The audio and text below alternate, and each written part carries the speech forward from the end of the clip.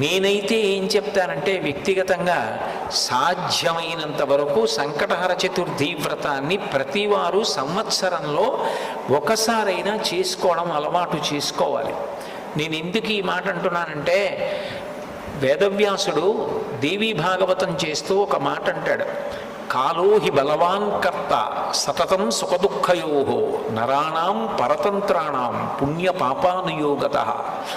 భగవంతుడు మనకొక సుఖాన్ని ఇస్తే మన పుణ్యాన్ని అడ్డుపెట్టిస్తాడు, మనకి దుఃఖాన్ని ఇస్తే మనం చేసిన పాపాన్ని అడ్డుపెట్టిస్తాడు.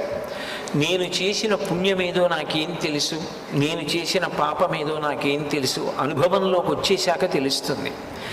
అది అనుభవంలోకి వచ్చేసి సంకటం ఏర్పడిపోయిన తరువాత పరుగులు తీసే కన్నా అటువంటి సంకట స్థితి రాకుండా ముందే సంకటహర చతుర్థి వ్రతాన్ని చేసుకున్నారనుకోండి,